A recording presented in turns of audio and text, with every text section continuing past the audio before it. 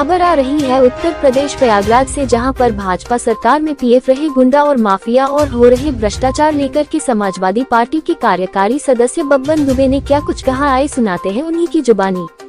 प्रयागराज से संवाददाता मुकेश कुमार विश्वकर्मा की रिपोर्ट। वीडियो वायरल हो रहा है।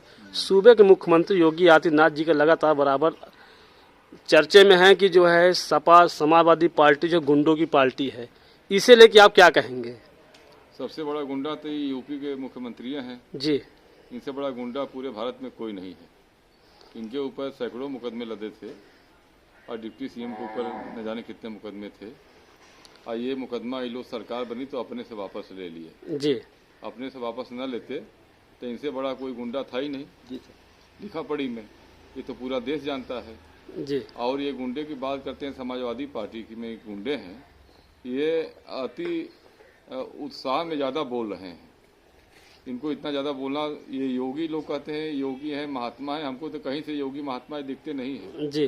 केवल मन ना रंगायो रंगायो जोगी कपड़ा, ये रंगाए से योगी कोई नहीं होता। जोगी होता है आदमी विचारों से, अपने भाव से, अपने व्यवहार से, अपने कामों से जाना जाता है कि योगी है, ये गुंडा है कि बदमाश कौन है जी। आप देख रहे हैं कि भारतीय जनता पार्टी में इस समय जो है कम से कम 10 जिला में इनके ऐसे ऐसे विधायक, मंत्री और सांसद हैं जिनके ऊपर जो है 140-50 मुकदमा तक कायम है जी।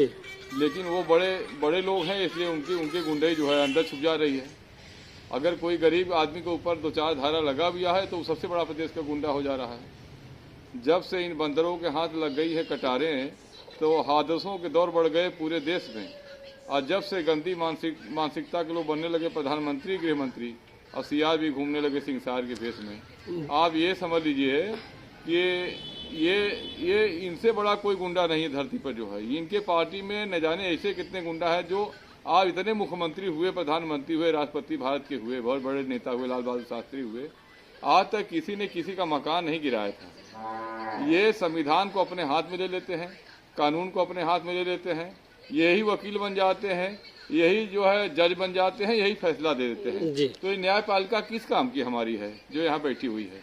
इनका काम है, सरकार का काम है, कोई अगर अपराधी है तो उसको लोग आतंकवादी को पकड़ते हैं तो न्यायालय में पेश करते हैं, तो कोर्ट सजा सुनाती है, फांसी की हो, उम्र कैद हो या जो भी हो, छूट जाते हैं, अलग बात है। लेकिन ये लोग जो है तुरंत मौके पर गोली मार देते हैं, यही जज बन जाते हैं। ये मकान गिराने का किसी किताब में नहीं लिखा कि आप मकान किसी का गिराइए। आप मकान बना नहीं सकते तो गिरा नहीं सकते, आप किसी को आवाज़ नहीं दे सकते, किसी का छीन नहीं सकते। ये तो इनके पास तो आगे पीछे कोई है नहीं, न रोने वाला है न गाने वाला है। इनके पास ये अकेले साठ छुट्टा है। ये लोग जो है सोचते हैं कि जो है हम ही से पूरा, ऐसे ही रावण को घमंड हो गया था। रावण आप देखिए पूरा कहा मैं त्रिलोक विजयी हूँ, तीनों लोग हमको कोई नहीं पाने वाला है जी। लेकिन जब रावण मारा गया तब देखिए क्या हुआ। तो एक दिन सबका समय आता है, इनका भी समय आएगा, एक दिन इनका भी समय आएगा। यही योगी थे जो संसद भवन में इतना रो रहे थे कि हम लोगों को भी दया है कि यार कहाँ इतना रो रहे हैं, क्या मामला इनके ऊपर हो गया है। लेकिन रोने का मतलब ये नहीं कि किसी बेगुनाह को, किसी को अपराधी को जो है अपराधी, बेगुनाह को अपराधी साबित कर देना, किसी का मकान। आपके पास न्यायालय है, कोर्ट है, हाई कोर्ट है, सुप्रीम कोर्ट है, लोअर कोर्ट है, जज हैं, सब बैठे किस लिए बैठे हैं? वो न्याय करेंगे, अन्याय करेंगे। आप कौन होते हो जो है इनको फांसी देना है, इनको छुड़ाना है, इनको गोली मारना है, इनको मारना है? आपका काम है न्यायालय में पेश करना है।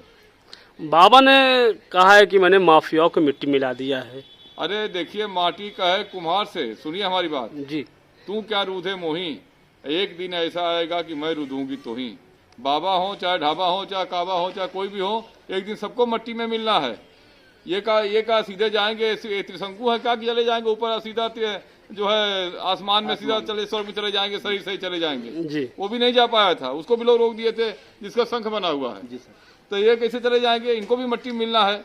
मट्टी में तो सबको मिलना है, सबको गंगा जी में जाना है, मट्टी में मिलना है, सबको कब्र में जाना है एक दिन सबका। यहाँ तो बिना मारे नौजवान लोग मर रहे हैं, हार्ट अटैक हो रहा है।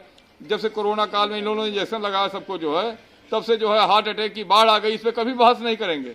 150 साल पुरानी जो है वंदे मातरम का ढूंढ के निकालेंगे कि उसमें बहस होगी। अरे वंदे मातरम का तुम्हारे पास है क्या, लिया हमारे पास नहीं है क्या? भगवान की भक्ति हम लोग से ज्यादा तुम नहीं करते हो, शंकर जी की पूजा हमसे ज्यादा तुम नहीं करते हो, 9 दिन व्रत हम लोग नवरात्र में रहते बिना पानी के व्रत रहते, हमसे ज्यादा तुम नहीं रहते हो। तुम क्या बात करोगे जो है कि हमको चले। पर उपदेश कुशल बहुत तेरे, रामायण में एक दोहा लिखा हुआ है।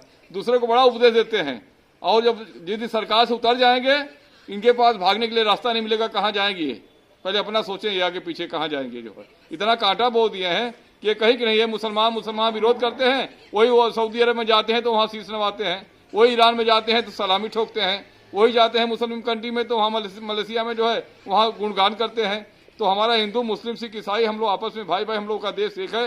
हम लोग अनेकता में एकता की संदेश देते हैं। समाजवादी पार्टी हमेशा गरीबों की, कुचलों की, हमेशा पिछड़ों की पार्टी रही है, सबको न्याय दे लाती है। समाजवादी पार्टी सबको लेकर चलती है। समाजवादी पार्टी सब गरीबों के लिए सेवा करती है।